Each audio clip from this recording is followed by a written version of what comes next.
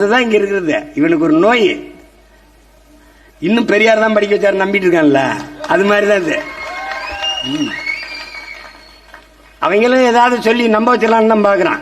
ஒருத்தர்லாம் பெரியார் முழுங்க முடியாது, வேற எவனும் முழுங்க முடியாது, ஏன் அவனே உட்காந்து பிடிங்கிருவான். அவன் என்னதான் மனதில் வச்சுட்டு பேசுறாப்ல, எவனும் முழுங்க முடியாது, ஏன் அதை நாங்களே உட்காந்து பிடிங்கிருவோம்.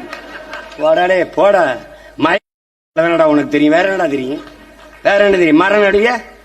டேய் எத்தனை தலைவன்டா, அவன் பிறந்த நாளைக்கு இலவசமா எல்லாருக்கும் திருமணம் பண்ணி வச்சியடா. 69 வயசு, 69 மரம் அதை நட்டியாடா, நட்டியா? 1 கோடி தொண்டன் புடுங்கனா நட. வருஷத்துக்கு உன் தலைவன் பிறந்த நாள் ஒவ்வொரு தொண்டனும் ஒரு மரம் நட்டால் 1 கோடி மரம்டா. பிக்காடி பயல, பிக்காடி பயல. என் அப்பன் சொல்றான்டா, 6 கோடி மக்கள் நட்டா 6 கோடி மரம்டா, 2 நட்டா 12 கோடி மரம்டா. பைத்தியக்காரங்களா, பைத்தியக்காரங்களா. பசுங்காடாக என் தாய் தமிழ்நாட்டை மாத்திர முடியும். மாத்துவண்டா இந்த மகன். இவ்வளவு சொல்லி தருது மரம் பயிற்சிருச்சு பிள்ளைகளுக்கு. இருங்க இருங்க இருங்க, இவ்வளவு சொல்லி தருது மரம். கடைசியா சொல்லணும்ல மரம் என்று பேசுறா, சொல்றாங்குது. இரு சொல்றேன், கோச்சுக்கத இரு சொல்றேங்கிறல்ல. ஏ இதுக்கு நான் பொறுப்பு இல்ல, இதுக்கு I am not a response.